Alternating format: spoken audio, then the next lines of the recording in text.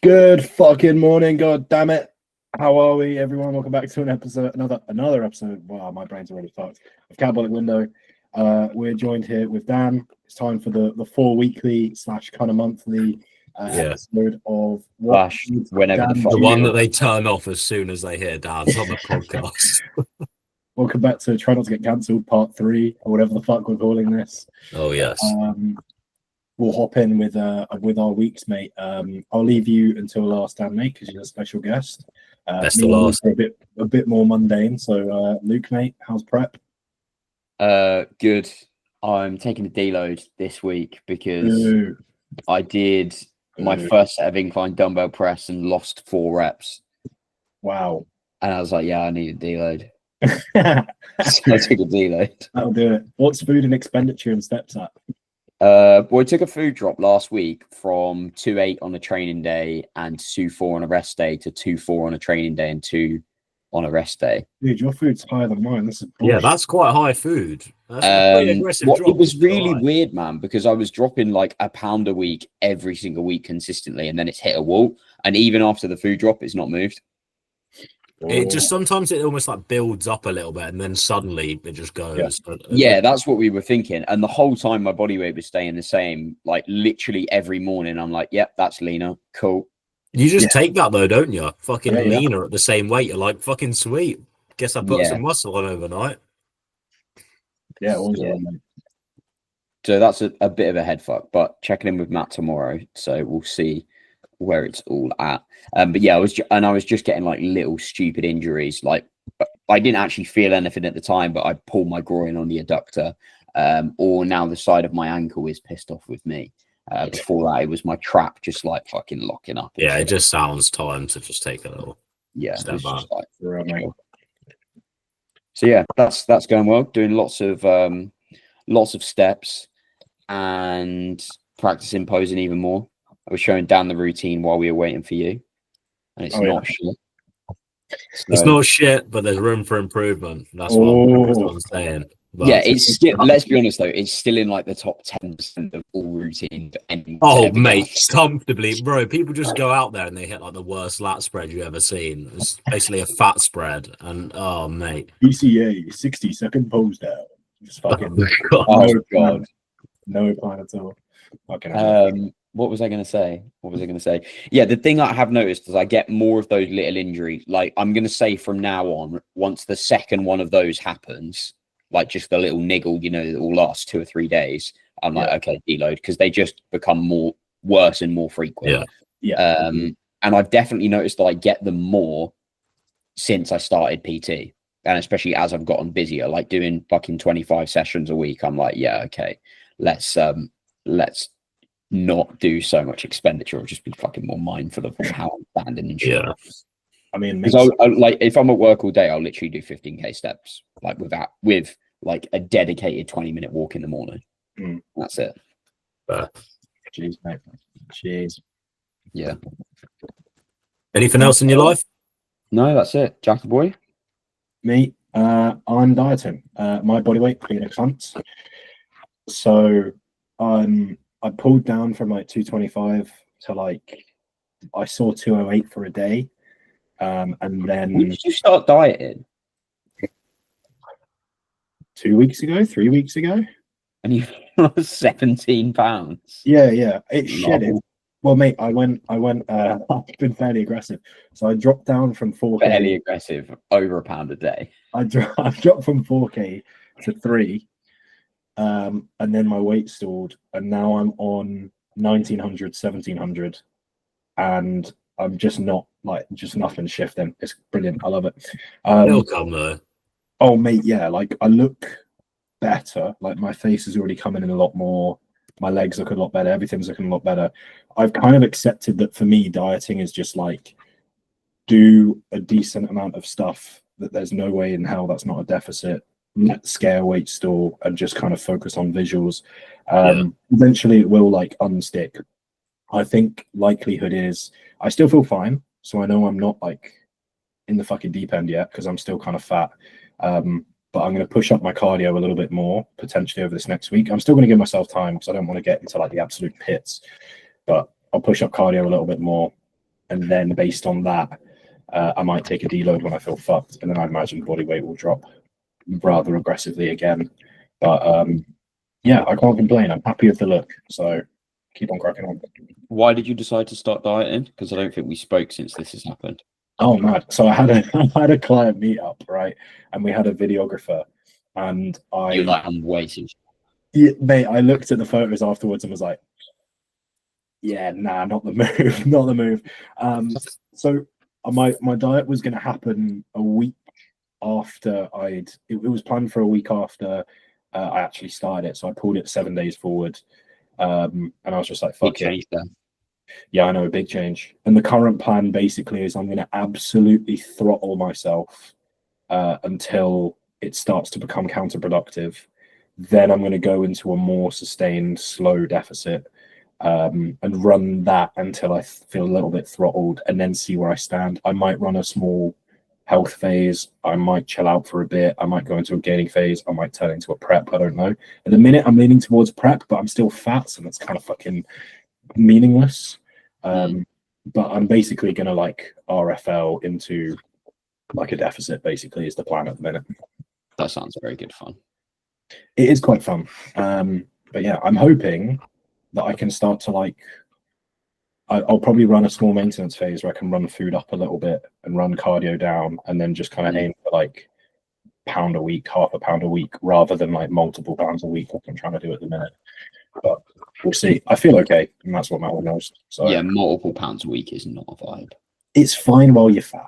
That's the one thing I've noticed. There's this kid. Oh, mate, I'm glad you're talking about you're fine on this low calorie. A lot of the first thing I chip in is me bitching, but there's some people at the gym. I'm not going to name names. If they listen, you fucking know it's you. They're like, I don't know, 2 months into a gaining phase and still soft as shit, to be perfectly honest with you. And they're like, oh, I've got no energy today. You mean 2 weeks into a deficit? 2 months into a deficit, still soft as shit. Oh, sorry, yeah, still soft as shit. I was like, what's up with you today? Like, he's like, oh, skip some rows. I'm just not feeling it. I was like, you need to fucking pull your pants up and, you know, wipe your ass and get on with it, because like 7 kilos down, you're not in trouble yet unless you started pretty fucking lean. No, you're not. Not at I've seen there's too many people that are just fucking like I get like the training performance side of things. People are like yeah, it's declining. Like yeah, it probably will in your diet, but my last diet, it didn't happen till the end, and I wasn't sat there going, oh, I need to focus on my training performance or all that. I was just training and eating less food, and like I didn't put any emphasis particularly on, you know, being fucking rock solid and go, yeah, I need to fucking smash my head off a machine. You just need to get on with it. And pick out so many people just like, as soon as they're in a deficit, it's not their training, it's just their effort levels. They're like mentally, they just go like, I'm fucked because I'm in a deficit. Like, no, you're not. You have excess body fat. Like, you're fine. Trust me. Yeah. I can predict this so early now because it's exactly the same people that you're like, they're like a week in and they're like, yeah, still holding strength. I'm like, I'd fucking hope so. I love I'd be shocked if you weren't. In match numbers and you're like, oh, you're in trouble. Yeah. Mate, 100% is like, I mean, if anyone who's been really lean and have been on like decently high food, you still feel fucking awful. And if you're fat and you don't eat for a day, you'll be fine. It really is like your body fat, not the food that's going in. That's what I found. 100%. Obviously, rate of loss as well, and how long you've been doing it. Yeah. But like, I'm still 208 pounds. Like, I'm not. Yeah, you're not struggling. Yeah, I'm not struggling. No, I'm chill. Like, I'm vibing. I feel better than I do when I was at 225. To be fair, because that was not a nice feeling. I didn't realize how sluggish I felt until I started to come down, and my performance is fucking flying. So can't complain. Mate, I was on 1,400 calories at the end of my photo shoot prep, dropping 1.5 pounds a week, and progressing up until 2 weeks out.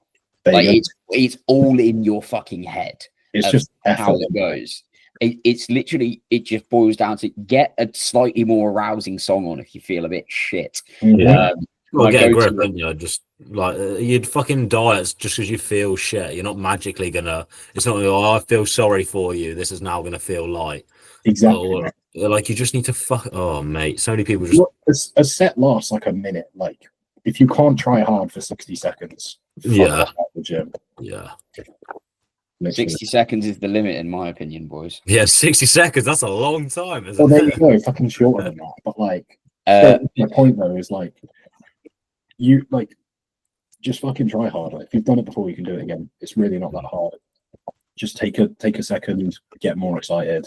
Like if you need a little bit, take it, whatever. But just fucking nuts up. Mate, the other one that fucks me off is when people are like, "Oh, I can't do that. I'm in prep." Unless you're like, I get that as well. Do Body this. fat's coming down, so this isn't working now. And I'm like, well, it's probably because your execution is shit in your fucking gaining phase, mate. Like, yeah. They're like, oh yeah, so I can't take this 5 rep anymore and leg press. That felt shit.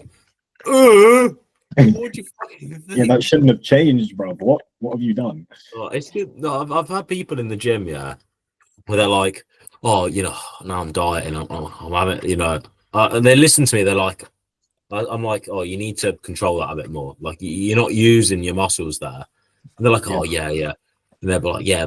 But in gaining phase, yeah, I'm gonna fucking sling some weight on it. I'm like, you are a fucking idiot. I'm like, it needs to be the same. The easiest way to explain bodybuilding is keep as many things the same as you can, unless you're intentionally changing things. Like, and people just don't get that. Apparently, a cut is completely different to a bulk. Oh, God knows what they're doing a fucking maintenance phase. They'll probably explode from thinking too much. Like, literally, mate, that's the same. It's like I've made no volume adjustments. I've not made like literally all I've done is bumped up cardio and eaten less food. Like, calm. You can tell them I could call it a gaining phase. I don't really give a shit. It's the same fucking thing. Yeah. More what I mean is when there'll be some sort of food on offer. Like the gym manager, right? His mum runs the what's it called, food bank for like this whole county. So he'll get just like loads of shit and he'll just bring it into the office or the staff room, and he's like, oh, there's this pack of cookies here, there's this pack of sourdough, or like fucking 17 sandwiches, and he's just like, help yourself, guys. And it'll be shit like that where people say, oh, I can't do that, dieting, can't have that. I'm like, well, no, in reality, you can do whatever the fuck you want. Yep. And you just need to accept the consequences of that. And if you say to yourself, oh, I can't do this thing, I can't do that thing, you're then going to fucking lose your shit after prep. Because now you can do all of that stuff and you're just going to face it. Yeah. It happens every fucking time. I love watching people's post preps. I think it's fucking hilarious when you don't see him post for 2 months and then suddenly they're like a beach whale and you're like, well, we all know what happened here. I do feel a bit bad for him, but you're kind of like, well, you've done something wrong. It hurts my soul when I see someone starting prep too fat, too late. Yeah. I'm like, what the fuck are you doing, man? Literally. Yeah. It's even worse when they have a coach, and I'm like, how are they letting you do this? Mate, 100%. Then when they start and they make like a really small food drop, expecting it to be revolutionary. Yeah, it drops out 50 carbs, and you're like, bro, try fucking 500. Yeah, mate, literally. You should be seeing. I feel like a lot of preps, a good prep starts on like a 4-figure calorie change. I think in most diets, dropping a K out. 900 to start off with. You did what, Nick? I dropped 900 to start off with. Yeah, I think that's right. I think if you're going straight from a bulk, especially if you're in a maintenance phase, maybe not. Yeah. But realistically, in a bulk, you're probably in a 300 to 500 calorie surplus anyway. You want to be dropping at least a K, in my opinion. But depends on the timeline, doesn't it? You're still fat. You're still happy. You'll be chilling. Like it's the least dieted you've been. It's not like that food drop is like. If you drop 500 versus 1,000, that 1,000 food drop is going to last a lot longer than 500. It's not like you just maybe if you went 500 then another 500, you would lose more fat for the same amount of calories you end up on. Yeah, cool, but do you have the time to do that? Probably not. Exactly. In a prep, you want to be moving quick out the gate. Yeah, be ready early. Yeah, you always go in with the intention of ready early. Like even if you're going for early, go even earlier. Like. You want to have time on your hands. You want to have time to to have to like time to fuck up and need to dig more, or fuck up as in terms of like timeline, not as in terms of like Yeah, or even just stuff like what I've got at the moment, where the scale weight's not changing too much, but visually there's lots of improvements going on. Yeah. But at the end of the day, you still need to become a lighter human being if you want to get in legit stage condition. Like I worked it out. So UK DFBA, they're classic. I might do it depending on how I look closer to the time. If I think I look decent enough to be in classic, or I'll just do fucking bodybuilding. But anyway, their weight cap is your height in centimeters minus your weight in kilos, or something like that. So converting it to pounds, my weight cap is like 132 pounds. I'm like, that's fucking light, man. That's a really weird way of doing it. Your height in centimeters minus your weight in kilos. Yeah, so it's like, I think I'm like how does that work? Because if your weight in kilos is different, suddenly your cap's different. What do you mean? Like if you're 180 centimeters, say, and you're just 60 kilos for argument's sake, right? Your cap is 120. Yeah, but if you're 50 kilos, your cap's 130. How does that work? If you're a weight, your cap is a different weight. Is it where the weights are equal? There, then. Do you get me? I don't know. Where did you find out? Was it the website? Yeah, that don't seem right to me. I'll be honest. I can believe your cap is like 130. Also seems a bit mad. I can believe your cap is like 140, but 130 is a bit mad. I'm not that big. I'm also really short though. Not that big. 140 pounds. That's it's your height in centimeters minus 100. I think I just saw. Oh, it's your height minus 100. All right. Yeah, I think so. Oh yeah, that's it. Right. Okay. So ignore me. I'm a retard. What's your height? 300 centimeters. 168 centimeters or something like that. So yeah, so it'll be 108. Well, it'll be 68 kilos, won't it? Yeah. Yeah, I did 5'3" just in case they height me in shorter. So that's then 160 minus 100. So then 60 times 2.2 is then 132. Yeah, that's how I got that number. Okay. Okay. I'm glad we got to the end of that one. What are you at the minute, like? God, anyone would think I did A-level maths. I did A-level maths, just to clarify. What do you boys think? Do you think I should do classic or not? I think you probably should. As in as well. Man, classic is, do you have a narrow waist? I'll be honest. Yeah, that is basically at this level, at natty feds, it's do you have a narrow waist and wide shoulders? Classic. If not, go somewhere else. Thinking of your front double makes me say yes. Yeah, but you'll be fine in classic. If you are natty and you look good, like and you look classic, you'd win the normal one anyway. Yeah, exactly. Mate, yeah, there's no distinction. It's just basically who's the biggest with the most aesthetic physique in any class. Like, I'm not gonna, like, say I'm like 135 and like legit lean. I'm not gonna then go, oh yeah, let's suck down another. No, it's no. If it's there, it's there. If it's not there, then yeah, true. That's a good way of looking at it. Can you get through because it's weigh-in on the morning, and then on stage like 3 hours later. Yeah, you need to know what your depleted weight is versus what your full weight is, and then how quickly you could get there. Because if you're just going to show up like blow to the mortar on stage, then no, it's not worth it. Or if you're going to show up really flat, you need to think about, are you going to have that shape? Yeah. Or you might be able to make it. It's fine, but like you never know. If your depleted weight is like above it, then you're fucked. But if your stage weight is 6 or 7 pounds above your flat weight, and your flat weight isn't too far off, what was it, 130, then you've got 3 hours to get like 7 pounds of glycogen, and then that's going to be fucking pain in the ass, mate. Yeah. Yeah. I've decided I'm not going to do the WNBF show because the way that it's run is like quite possibly the dumbest thing I've ever heard in my life. Go on. A UK DFBA is not much better, mate. No. Registration on the Friday evening. prejudging on the Saturday, and then finals on the Sunday. Ooh, I'm like, who has 3 days of their life to commit to a bodybuilding show? that's a lot of peaking and yeah. That's a lot of room for error. I'm like, yeah, why the fuck would you do that? you'd have to fill up into. Oh, I don't know. It depends. But Yeah, fuck that. I feel like you'd have to fill up into finals. Surely you'd have to be like flat, semi-full, full. Yeah, Because there's no way that you're going to hold full without spilling all the way from fucking prejudging to finals. You'd be fucked. Yeah. That's ridiculous. Yeah. Anyway, Dan, how have you been, mate?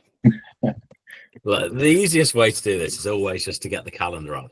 I'm good. I'm back from Bali and Singapore. Did you get a dodgy belly? No, didn't. I thought I did on the first night.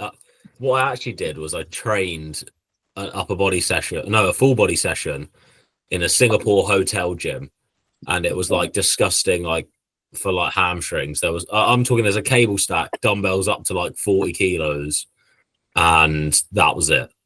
So I had to do some like disgusting like high rep sets, and I was just written off the next day after like a pretty sleepless night and fuck all protein, and I just thought I was really ill because my stomach was a little messed up, but it wasn't Bali belly or food poisoning, as I should call it. But yeah, it was good. It was good. But I'm gonna go through my calendar in chronological order. Okay. Live calendar reaction, everyone. Yeah. Exclusive. Right. So I played some tennis after the podcast. Then it was Singapore and Bali. So we'll start there. So we did 2 nights in Singapore. It was pretty sick. Belle booked a really cool hotel with like a sick infinity pool. It is on my Instagram if anyone wants to have a look. It's like where it like comes up to an edge, like the water kind of falls off an edge, and it's like the end. Well, it appears that way. There's always like a safety bit, but like, yeah, it's really cool, and you can see the skyline and everything. Singapore is really cool. I don't think I would wanted to stay much longer, maybe another day, but it was really hot because there was a storm the night before we left. The next day was I've never felt heat like it. It was, we walked out of the hotel in the aircon, about 10 meters to the Uber, and we were dripping sweat already. Like it was so hot, but it was wicked there. It was beautiful. We biked around the city on like their, like line bike sort of thing. Yeah.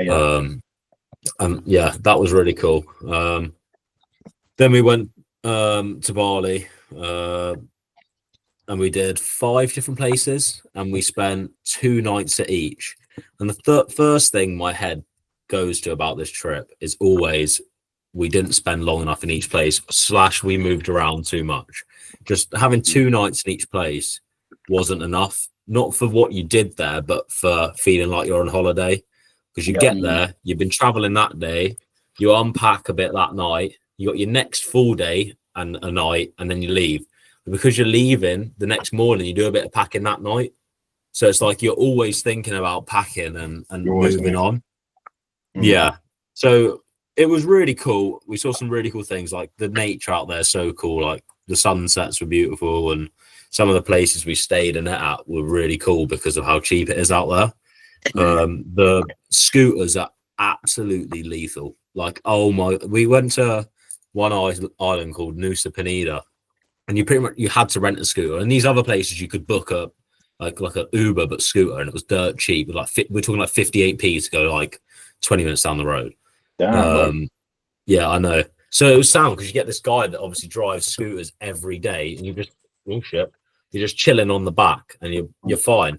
But this Nusa Penida place, I had to drive it, and it was, I'll be honest, it was sketchy as fuck. Like we went there for like the beaches to that one, and I swear to God, I've never been on a road so bumpy. Never ever. I'm talking like potholes like foot to half a foot deep.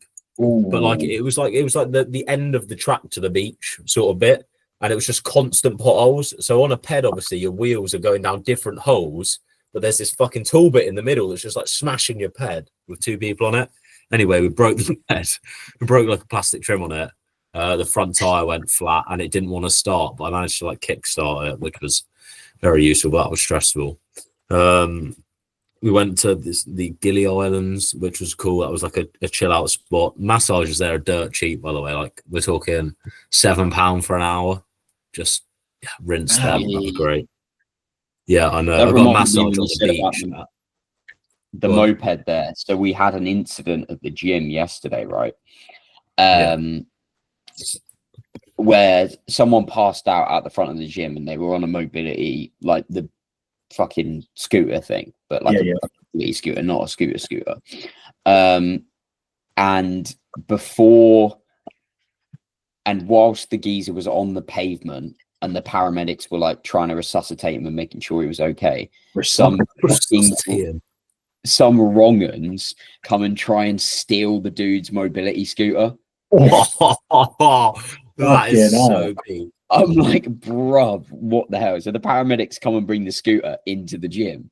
Or ask, can they bring it into the gym? So we then got it in the office. Oh no. And the gym manager gets on it and he's just razzing about. Bro, they're so fun. Them little mobility scooters are so good. Like we had one here a while ago, and like over Christmas we did like the mobility scooter Olympics, and oh my god, we were cutting about in the garage, just causing absolute havoc. But that's hilarious. Yeah, I've sent you boys a picture in the group chat. So onwards with the Barley Chronicles. Like I said, some really cool food. I didn't really train much while I was out there. I wanted to train more, but like my missus didn't want to. It was just long going on my own. It was just like I could have gone on my own, but it was just kind of like, well, you're gonna chill here. I just want to chill here then. So yeah, didn't really happen. When you're on holiday with one person and you each want to do something different, it's a little bit peak. Yeah. You know, we went to this beach. I don't know if you can see it there. That top one up here. It's called Kellington Beach. It's like a 30-minute hike down, and we're talking like there's some like big steps. Like even I struggled with my height, and then you've obviously got to go up after it. They're building like a lift there because so few people go down, which is part of the beauty of it. And no one's down there really. They're building a lift where you like go up and down. Obviously, they're going to charge an arm and a leg, but it'll ruin that beach. Anyway, survival of the fittest. If you can't get down there, I know. And this brings me perfectly to my next point. When we were leaving, there was this small Asian girl, and I, maybe 10 meters into the hike, and we're talking. This is. It took us about 25 minutes to get up, and we're pretty athletic, I'd say. Yeah. She is like 10 meters into the hike, and she is pulling herself at this speed, like this, and going. As she goes up, and she's just fucked like 10 meters in, and I'm like, you've got like a 500-meter hike here. This is not an easy, and it's in baking sun. The sun's straight on you. It wasn't setting or anything. Like it was setting, but like on you, like no cliffs were blocking it. And she was like coated in sand in flip flops. I was like, that is a long day. She's gonna be she's gonna get up there and get fucking stuck. She's not gonna be able to get down. Bro, she's probably still on that thing. I'm not gonna lie. But yeah, we saw the sunsets were the coolest bit for me. Like we had this place called Malini, and it was like you eat like over a cliff, like you're literally hanging off it. And we had like a really cool sunset there. Saw like the rice fields, made a ring. That one there, the bottom one. Oh, nice. Cool. How did you make it? I'm proud. Hang on, there's a little fucking tortoise on that, a little turtle. Wicked, mate. Yeah, how do you make we paid for like a ring making course. It's a thing they do in a bud in the last place we stayed at. So like you heat up like 10 grams of silver, and then you wind it through a thing, and then the guy then you put the patterns on it and everything, and then they join it. Cool. It was sick, and I'm pretty happy with how it came out. There's a few things that aren't ideal, but yeah, went and saw some waterfalls. I did some stone skimming into a sunset, which was like a peak alpha male experience. Especially, I hit a fucking skimmed one. It went like 10 skips, hit a fucking rock, and then skipped 10 that way. And I was like, I've never done a bank shot skim before. That was unbelievable. But so yeah, I had a good time in Bali. If you have any questions, feel free. But what did I do next? We got back, and then I had a tennis match like 2 days after. I was jet lagged as fuck. That wasn't fun. Then I went go-karting this weekend with my old team from work. I also What you watched meant as in Arsenal. go-karting team? No. I came third though. I came third. Oh, I got beef from it as well. No. So I don't know if you ever done go-karting before, but at this place, if it went like a orange flag or yellow flag or whatever it is, you have to slow down to a walking pace and you can't overtake. Yeah. That's dead. So yeah, it basically means someone's like spun out on the course and needs sorting out. It went to a yellow flag and one guy waved me round and I was like, okay, I'll go round. But I think I went past the second guy as well that was behind him. Right. I figured like they're just letting everyone round here. And then I came third in the end. And apparently 2 guys wanted no part of my celebration because I went round them on the fucking yellow flag. And to which my response was, well, you should have fucking overtaken me back. Yeah, that happened. I took great pleasure in watching Arsenal go out of the Champions League. That was probably the highlight of my month, to be honest. It was a great hate watch. What else have I done? That's pretty much it. Bali and Singapore was the main thing. I'm back in my routine now, which is nice. I was like, by the end of it, because of how much we moved around, I just wanted a bit cooler weather. And it's been nice. We come back to like nice UK weather. So it's been like what I was craving. And then obviously back to my meals and stuff. Back to training and stuff like that. In a bit of a predicament as to what to do bulking, cutting wise. Yeah, that's one of the things we were going to talk about. So what are your thoughts there? Yeah, so I have this problem, yeah, and everyone says it, but they don't know the real problem, where when you bulk, all the fat goes on my fucking front top half, yeah? It's all on my fucking tits, my hips, and my fucking belly, yeah? And I swear to God, I can feel my hamstrings cords right now. Yeah, it looks like I'm fucking pregnant on the front, yeah? So this is my problem. Like I'll put on 10 kilos in a bulk, which is not like over 10 months, and that's not a ridiculous thing. But because it all literally, and I mean literally all of it goes on the front. Like obviously a bit goes everywhere, but a heavy proportion goes on the front and top half. It like cuts my runway short. Cause I'm like, that's not good, but everywhere else looks fine. And like by fine, I mean, like this is the shit that I have to months. look at every day. Yeah, and it's like I don't mind pushing on, but I'm like that is the bit where you're like checking how lean you are and stuff like that. So it becomes a bit of a head fuck. Like I'm probably about 10, 11 kilos up on average now in maybe like slightly fewer months, so like 9 or 10 months. My ideal situation was is ambitious looking at it now, getting to December because I'm going to Vermont over Christmas. And it was like peak calories, peak bulk will be the time to do that realistically. Like it's going to be absolutely freezing. But now I'm thinking that's 7-ish months away. That seems like a bit of a task to get that far on the bulk. Then? Well, I was like, oh, I can maintain for a month here, a month there. But I also want to maintain a month after Vermont because I will put a bit of weight on there. That's for sure. The last time I went to America, I put 3 kilos on. So it's like, I'll have to maintain that side. Do I just have like a 2 months maintenance now, push on for a little bit before Vermont? Do I push on now, have a maintenance before Vermont? Do I diet for a month, then push on? It's kind of like this really awkward in-betweeny phase where I'm like, I haven't really got all that runway left. What do I do? So do you have any shots? Yeah. They're the person that took them, the photos are diabolical. I basically looked at that and I was like, that's never seeing the light of day, but here we are. Right, let me whip these bad boys out. Yeah, pop them in the chat so we can see there. See the morbid obesity. When most people say that, like, all. it all goes on my midsection and my front, I'm like, yeah, okay, whatever, mate, that's fine. But with you know it does it genuinely that your back is like diced and your hamstrings are diced, and then everything else is like, yeah, no. Right, I've sent them into the Instagram chat. It's currently loading. Let's have a look. But that mobility scale, that's a high tech one as well. Jesus. What's heavy load rating on that. On what? Your Yeah, so condition someone really share isn't- them in this thing as well, so people can see what I'm on about my back and stuff. It's just, oh, Yeah, share the screen, Jack. piss. your condition. Look it up. Give me 1 second. Your condition really isn't that bad at all, mate. I'm not gonna lie. And if it's only 10 kilos, you could pretty easily whip out a diet whenever you I wanted didn't, to. but it's like, you know, when you get in your head a bit about it, Yeah. like it's just the standard thing where you get in your head and you're like, chunky. The way that I see this is you're going to, particularly at the start of like a I say start like relative to like long term, like decade plus kind of stuff.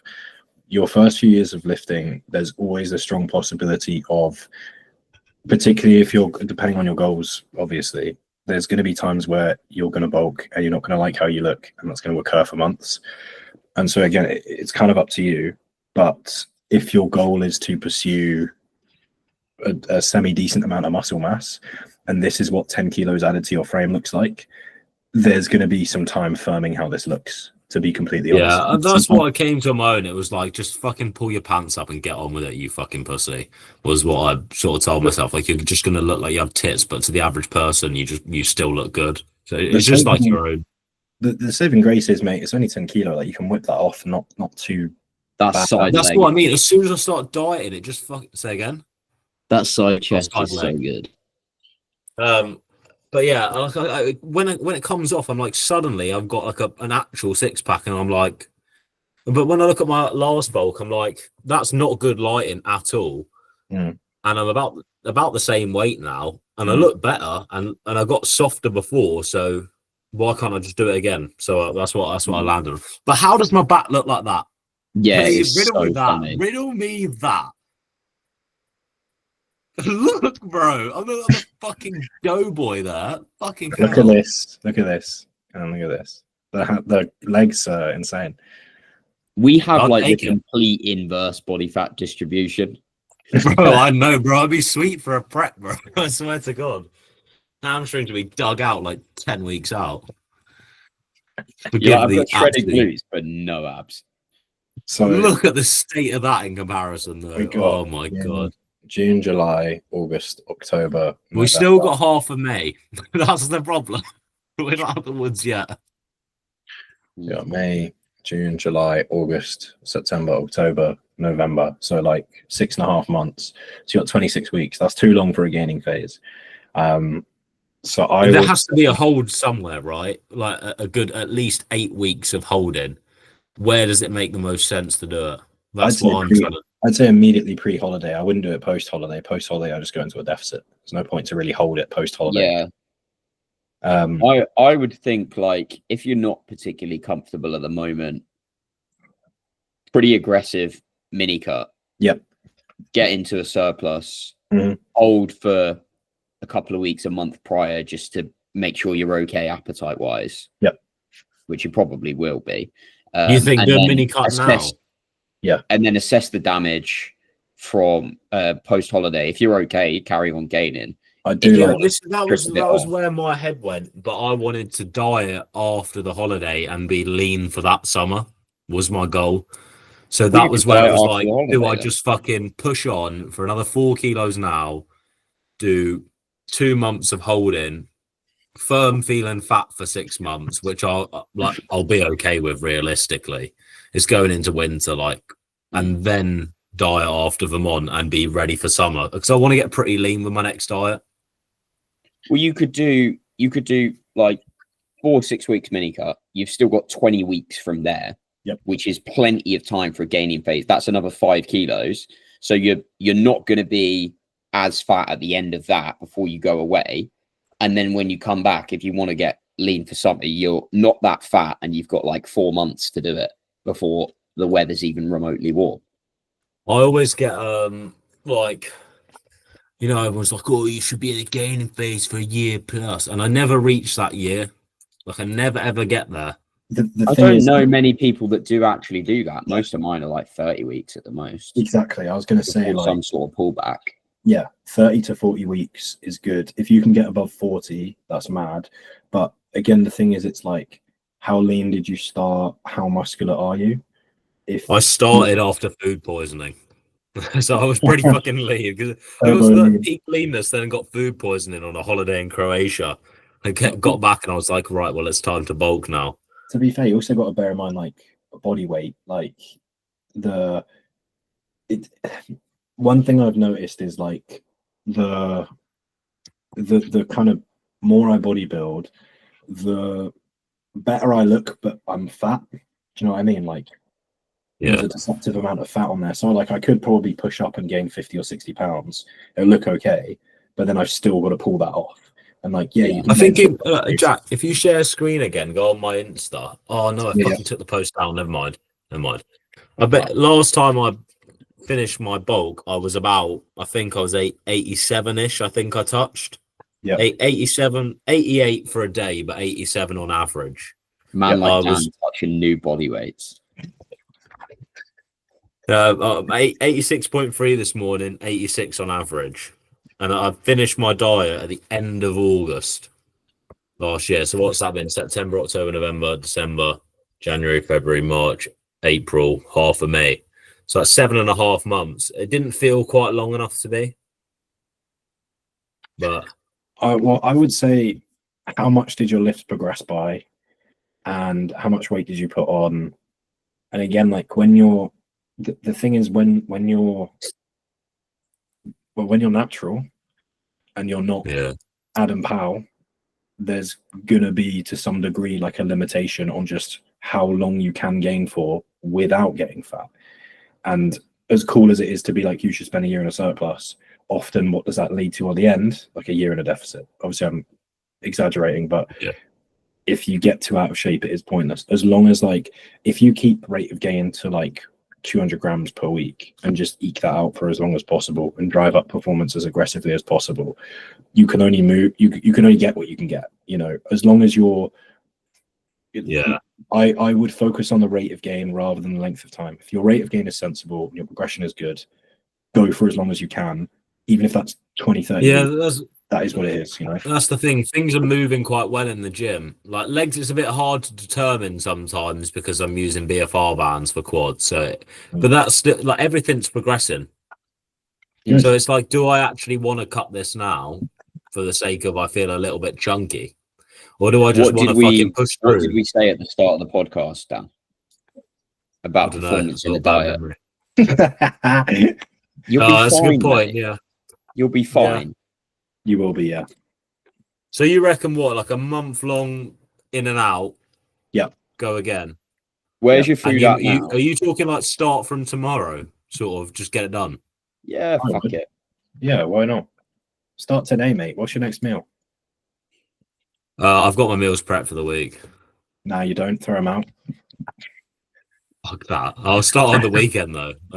Okay. Oh, I'll have to look at my calendar because I'm not a fully committed bodybuilder now, and I have things that not I'd have to go off plan for, but I choose to go off plan for, and I hate going off plan in a diet. If I'm dieting, I'm dieting. No, but even then, if you've got some stuff coming up, well, you're still going to lose more body fat if you've got something next weekend, and you start dieting between now and then. Yeah, it might spike up a little bit, but then just go again from there. Spin. To be fair, it might like I've got like someone's 40th birthday at the end of May. Like a close friend. Mate, you got 2 weeks before then. Yeah. We do a refeed at that point anyway. It's fine. Yeah, but mate, when I'm in a diet, like I'm in a bulk today, I went half of my day was like a team day. We were bowling and like loads of other things, and there was like pizzas and everything there. I ate my fucking wraps, bro. Like I do it in a gaining phase. In a diet, I don't do anything off plan. I'm just because I'm like I want to limit the amount of time in this to get back to gaining. Let's just like fucking bite the bullet. So I'd prefer to do it. But then again, this 40th, I might not go off plan. Like there's nothing to say I will. So yeah, I'll give it some thought. But where's your food now? Maybe a diet. Maybe it's the diet. Oh fucking hell. Damn, we're gonna have to come to terms with that, you know, in my head. Come to terms with the diet. Damn. But thank you for the input. I appreciate it, and it tells me I should probably. Dan, what is your food at the minute? Oh my fucking god, this guy. Answer the question, bro. Me? Where's your food? Yeah. In my fridge, mate. Whee, fucking no. No I'm joking. gonna eat you alive. I'm pulling it up now. He doesn't know. What are you doing? You said you did- 3,940. Bruv, Huh? pull out 900 cows, rinse that for like 2 weeks, put in some cardio. You still got 3K to play with, easy on track. 3,940 on a training day, 3,400 on a rest day. Bruv, you could put yourself into a deficit and still have food for an untracked easily. Yeah, go 3K. Yeah, I'll just and go spend, like, a 2.5. K out of each. But cardio's a bit of a funny one for me at the moment because I play tennis. But when I play tennis, the next day I'm heavier. Because honestly, it's like it'll be like joint inflammation, like things like that. Like it is pretty pretty harsh on my shoulder, my knees, my ankles. Like, but it's like I never see the drop back down after it. So it's kind of like, is that cardio? Because it is. Like it is. Yes, because it's still expenditure, mate. It doesn't stop being expenditure. I know it is, but it's hard to track it. It's hard because it's not do it every week, or I might do it 2 times 1 week. So I just need to work that out. Well, you can just go if you. Well, you can go right. I want to do. How long do you play for? Or anywhere from like an hour to 2 to 3, maybe. Oh, fucking hell. Okay. So if you don't do it any time in that week, then right, okay, you need to do 60 minutes of cardio that week somewhere. Yeah, because sometimes it's like if you think you play a point, and you might book it around for that point, but then you're fucking waiting for them to serve again, and your heart rate straight back down. So it's like it is cardio, but there's a lot of standing around and waiting, or you're a net player and you're doing nothing the whole fucking point. So. Yeah, I'll just keep it to like the same every two time, sessions so of it doesn't cardio, really matter. Really. Yeah. Would you chuck cardio straight in? If you're not gonna, I'd make a moderate food pull and then put cardio in, just because you. I'll probably go down to like 3,000 and like 2,500 and something like that. Like 1K 900 out. I would do it just to keep food higher, so you can have on tracks. I would put cardio in, yeah. Straight away, and pull less or. Pull a moderate amount of food, but it just gives you a bit more flexibility. I'll be real. I'm probably not going to go fucking off plan for that day, to be honest, because I'm a pussy. There probably won't be anything enticing to me there. Like, if I'm in a diet, like I don't look at that and go, that looks nice. I'm going to break my diet. I'm like, well, that's a shame. Just move on. I know I can eat it. It's just what I choose to do. No, that's a good way to look at it. Yeah. The thing is as well, like if you do find that it's stalled for a week, just make another big pull because it's not going to last very long. Whereas if you're doing an extended fat loss phase, you're like, okay, let's ride this out for a little bit. Yeah, I'm all right pulling the food. I'm never good at coming out the other way. Never knowing how much to put back in at the start of the game. Like last time, I went too slow out the gate, so I just had food poisoning. It was kind of like, right, let's put a little bit in, a little bit. I should have just gone, let's smash like 500 to 800 in straight away and wipe the deficit out, but I didn't. So you can work it out. I'll get your advice on that nearer the time, but I'll jump into a deficit for a bit. You can work it out with maths. It's not perfect, but it's better than just. Yeah, I know. Yeah, the free fat. Yeah, I'm just always more hesitant to do it because I wanted the gaining phase to last so long. It was like, yeah. But if you get it wrong, you can just change it. Yep. Yeah. That's good logic, Luke. I wish I used that last time. I didn't. But yeah, for the listeners, like I've got to work. So as part of. For the listeners, say you were losing £1 a week at the end of your fat loss phase. Yep. And you go, right, okay, there's about 3,500 calories in a pound of tissue. If I add in 500 a day, or say you've got rest day, training day food, sort of thing, and that's a little bit different, 3,500 over the course of the week. It's not going to be perfect, but it's going to get you about there. Yeah, you can always just kind of skew it a little bit like under to be certain, or if you're like you fucked lean and you need food in, you can skew it over.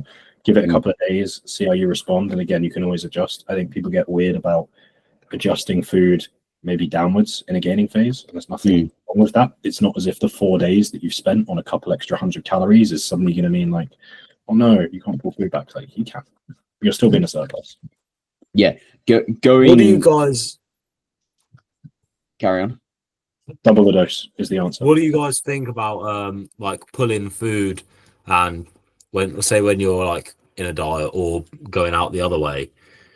Like in my head, it just makes most sense to just pull the equal amounts from both days, trading day and rest day. But I know there's more merit in keeping a bit in trading day, especially when you get low. But then it's like remembering what you've done and adding it back.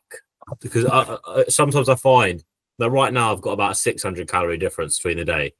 Yep. Like if I pulled more out my rest day, I think that's too big a disparity. Like 600, I wouldn't want to go much further than that.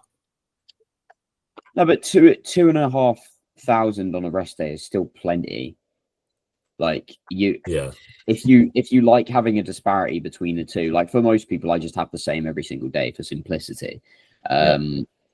Then in a deficit then you've got an extra tool that you can play with, like towards the end. It's like, okay, well, you're training 4 days a week. Let's create a new rest day food and make a 400 calorie drop on each of those days. That's a big chunk across the course of the week there.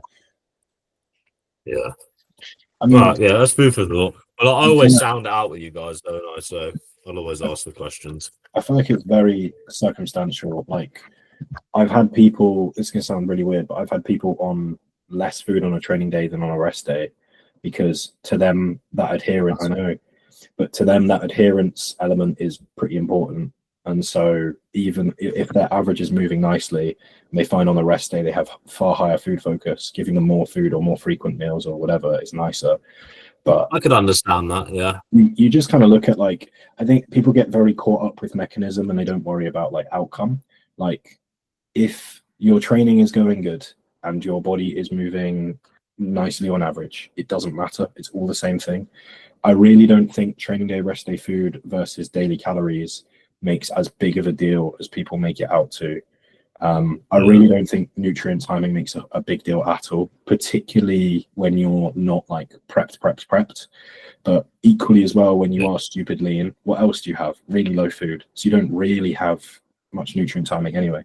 But again, it depends. I've had gaining phases where the discrepancy on training versus rest is huge because my body weight plummets on a rest, plummets on a training. And I've had ones where they're like the same. Just kind of do it based on what makes sense. Don't get too caught up with numbers. Yeah, that's the other thing I was say earlier with adjusting into a surplus or a deficit. If you've worked out from previous times, like I need to be more assertive than I think. Like say I was losing 1.5 pounds, bump it up by 1,000 because my body seems to just go, yeah, fuck off. We're not going to change weight. You're actually going to carry on dropping. Fuck you. Yeah. Fair. I'm excited to pay less for food a week in a diet. I normally spend about the same, to be honest. Do we want to talk food I bills? don't. Do we want to talk about how much we spend on food? Oh, mate. Do you guys have beef mince in your plan? Yeah. Do you have beef mince in your plan? Mm-hmm. Have you noticed that apparently it's just £1 more now? Yeah, I've noticed it's more expensive. Fuming. Absolutely fuming. By the way, there is one more thing I want to talk about before this ends. So I don't know how much time we have. And it is the fact that High Rocks is the new CrossFit. Oh, yeah, of course it is. Yeah. It's doing my head in. Every single person. I don't know. I didn't expect pushback, but I just want someone else to empathize with the fact that fucking stop posting High Rocks on your story. Fuck off. Like it's too much, man. I don't mind it as much because it's not as corruptive a company as CrossFit. I hate that company. They really are fucked. I don't mind the training; it's whatever. But that company is absolutely fucked. But I view this is going to sound really weird. I view High Rocks as a gateway to bodybuilding. Anything that brings people into the gym is going to bring people to some extent into bodybuilding. So, yeah. I get it. It's more that everyone has to fucking let everyone know they're doing High Rocks. That's what they say about us posing as bodybuilders and posting our fucking cocks. No. I'm talking. I've seen people that haven't posted on Instagram for years. Suddenly, High Rocks photo, and you're just like, is that like? Why is this a thing? It's like you do it and you have to post it. It's like a marathon. You do it and you have to post it. Like, just work in the shadows, bro, and shut up. Work in the shadows. Oh god damn. Or in the I'm joking. I'm joking.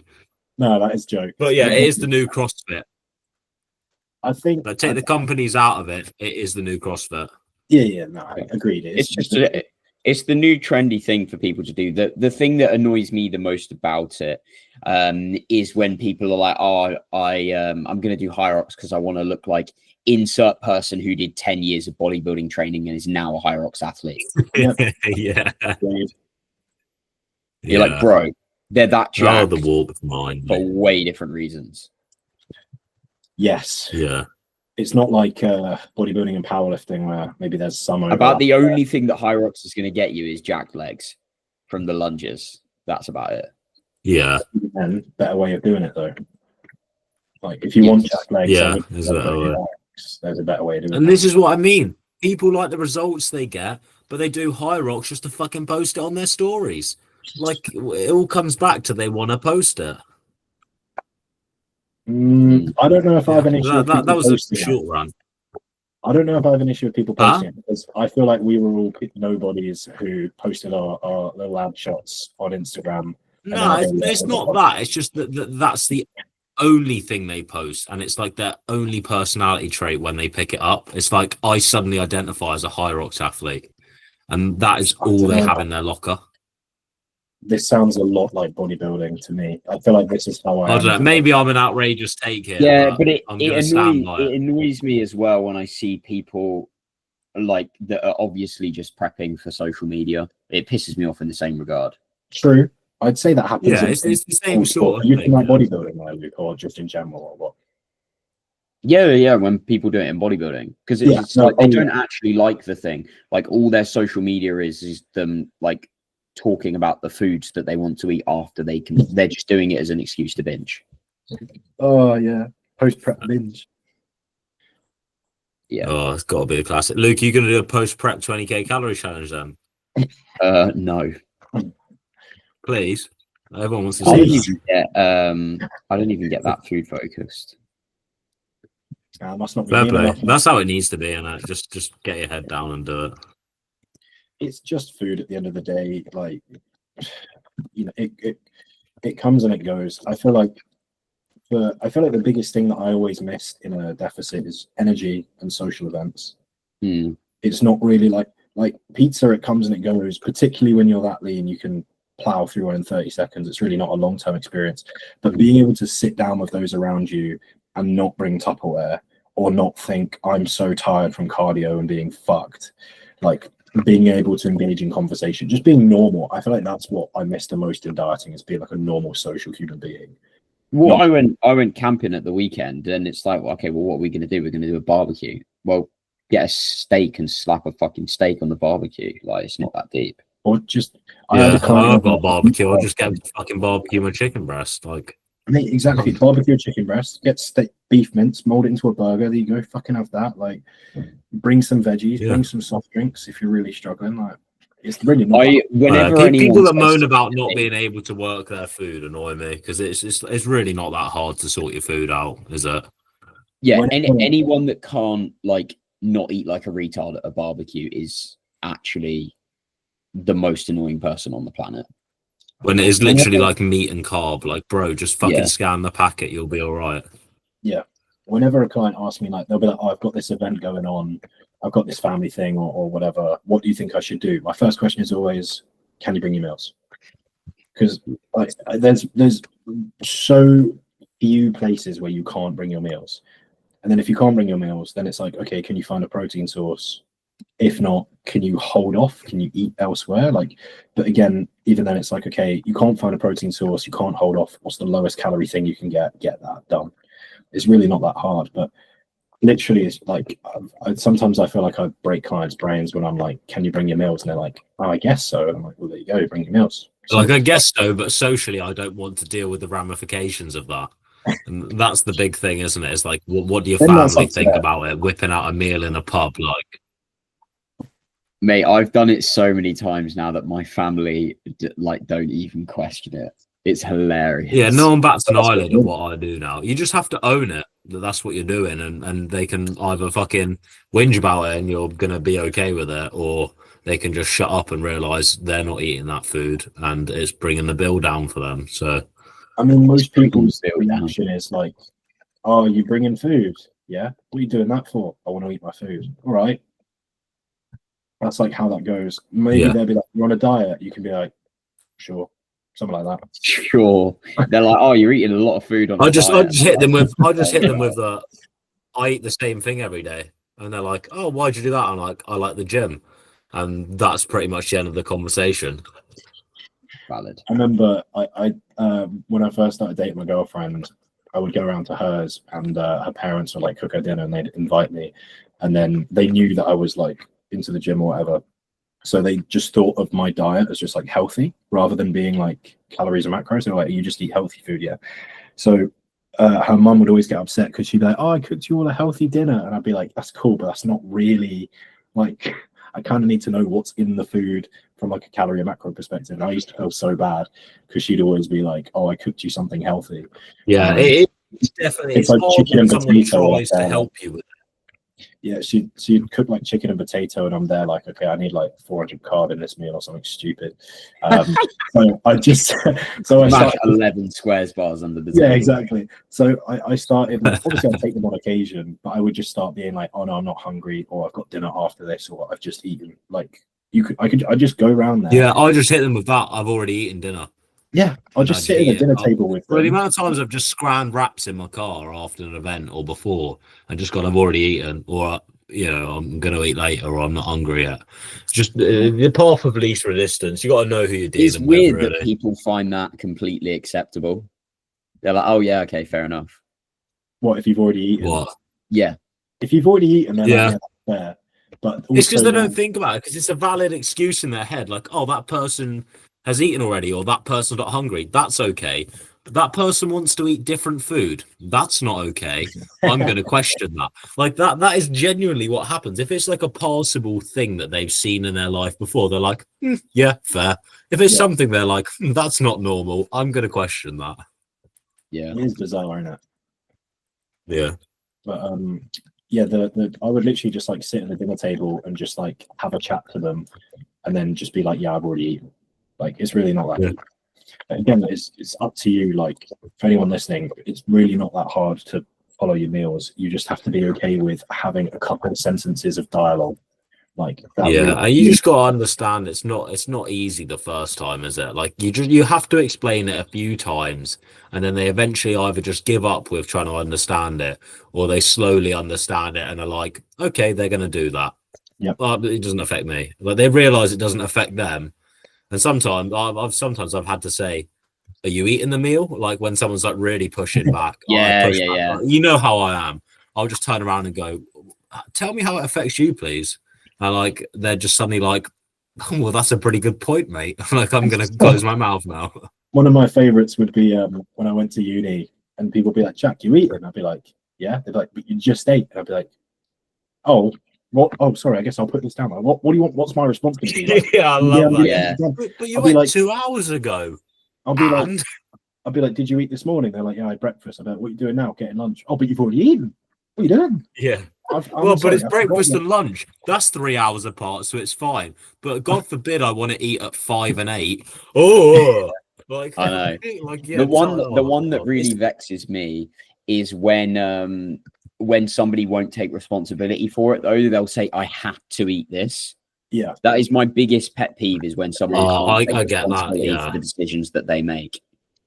You never have to eat something. They say they have to because they're like, I don't want to deal with it. It comes down to I don't want to deal with the awkwardness of this, of trying to explain this to someone, or going to Tesco and buying a pack of pre-cooked chicken and figuring out my macros in a shop. Like it comes down to how much can you be asked? Like, Can you be asked to deal with the awkwardness, or can you be asked to go and find a meal, or can you be asked to prep your meal and bring it, like, or alter your meal so you don't need a microwave or something, and it's something you can eat on the go.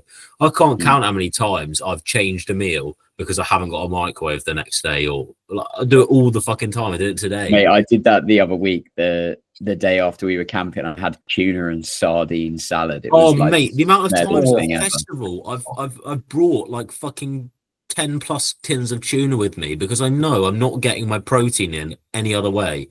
I'm like, I don't mind eating off plan and having a few things here, and understand I cannot have all my meals because I have no microwave and it won't stay fresh all this time. But you best believe I'm fucking scranning tuna sandwiches multiple times a day, and I don't care if my breath smells. I get like sliced chicken, sliced ham, sometimes salami. Yeah. Bro, I've eaten packs of ham, just fucking raw dogged it. Like, oh man, do you know what? I think packs of sliced like chicken or turkey are actually really fucking nice anyway. Yeah, people are like, why are you eating a pack of ham? I'm like, it's actually quite nice. But again, it's not. And then you go to them, why are you eating 4 packets of Quavers? Like, what? Yeah. And they're like, because it's normal. It all boils down to, this is something I've seen 1,000 times, therefore it is okay. This is something I've seen for the first time or very rarely. That's not okay with me, even though when you compare them side by side, what's better? Like, fucking ham is better than Quavers. Like, yeah, I'd rather have ham than Quavers. Luke, I think everyone listening, this is just such a common problem in bodybuilding. Like when you eat the same thing every day and you aren't just going to eat that fucking meal. Everyone goes through this, don't they? And it just fucking, when you think about it, there's always that person that's pushed back a load to you and that thinks they're going to change how you eat.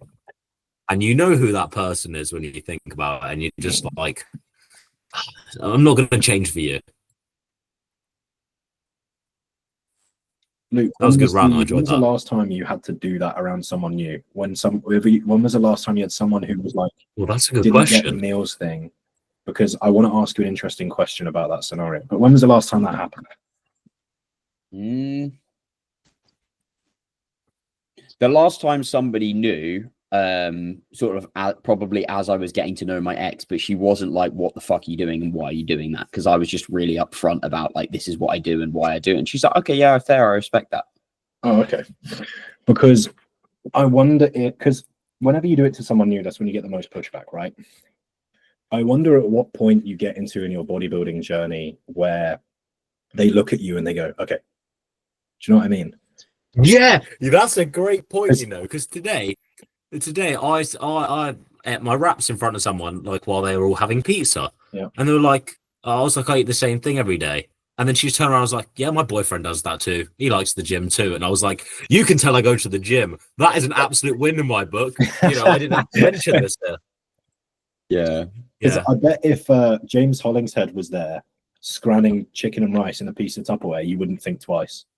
No, exactly. Yeah. At what level are you big enough where they're like, it's evident why you do this, and clearly it works. You reckon AJ Morris? Do you reckon like if he's in public with like his Tupperware? It depends what you're wearing, doesn't it? If he's in a fucking baggy hoodie, then AJ Morris and a stringer. But also, if he whips up in his fucking new Porsche, you're not going to question him, are you? So, what a car! What a car! Yeah, he's just caking it, isn't he? He's so rich. Bless him. He's earned it. I had an oh shit moment today. I was like walking along the street, and there was a, you know, when you see those construction workers, like plumbers, carpenters, that are just like fucking stacked off their head. Yeah. But like they're not, you're like, they're not really involved in bodybuilding. I'm just walking across the street and this guy's just like fucking carrying shit to take into the house. I'm like, holy fucking shit, he's jacked. Yeah. It's depressing, isn't it? When someone just lives their daily life and maybe goes to the gym a bit and they're just fucking built like a brick shithouse, and you're like, well, I've trained 5 years for this and I look like a noodle. Literally, they just pick shit up and like eat fucking Greggs, and it like gets them. Yeah, they grow like 10 pounds of muscle a month. And you're like, it's always people. I had a mate at uni who like had a somewhat manual job. And I remember like he was like looked decent, like not crazy, but he looked decent. Like he carried a bit of muscle, way more than I did before the gym. And I was like kind of looking at like what he did, and like he did a manual job. But if you ask him his favorite foods, it would always be like something with protein. Like his favorite foods would Yeah. be like a fucking steak and chips, or like sushi, or like he loved salmon, like shit like that, or fish and chips, right? And he'd be like, the best part is the fish. Like he just loved protein naturally, just ate a lot of it. When I started the gym, if you asked me my favorite foods, I would have been like sausage roll, but the fucking pastry. I'd have been like cake, chocolate. Like I honestly think just naturally some people who are a bit more physical and like crave meat, like some lads fucking love to eat like meat as much as possible. And I think just because they're just because mate, come on, you were expecting that, let's be honest. Yeah, to be fair, I'm surprised. Yeah, I was on a fucking teammate and I've got a driver in my hand. But yeah, like it's interesting to see like people just kind of accidentally bodybuilding because they're just like eating a shit ton of protein, staying in a slight surplus accidentally because they have a bit of a shit diet. Like it's not healthy, but it works. And then they're lifting stuff, and you know they eventually, I guess they must do some form of progressive overload. Maybe they put down the fucking keg of gas less and less and less, or whatever. I don't know. Yeah. Right, boys, I've got to go and make my last meal. All right. And watch some. I've got a series recommendation for you boys. Tulsa King. Oh, I've heard of that. It's very good. It's very, very good. Beautiful. Classic Sylvester Stallone. I just checked the Bro is like 75. Did you know that? That's mad. That's crazy. He doesn't look that old, to be fair. Right, gang. We'll wrap things up there. Thank you as always for listening to the pod. If you want to follow us on Instagram, it's Dan. What's your Instagram? Fucking is it Dan_Park? Or no, it's DP. What is it? I don't know. I actually DP. changed it. I'm revamping my Instagram currently. Oh yeah, what is it? D.Park with 2 underscores. All right, there you go. It's D.Park with 2 underscores. Luke Wow, that's really got a ring to it. Yeah, Luke is LacticAddictLuke. Probably still my favorite name on Instagram, to be fair. Yours, Luke. It's such a good name. I'm Jack_Archer Academy. Follow the pod, like the pod, YouTube, Spotify. Thanks everyone for listening. Till the next one. See ya.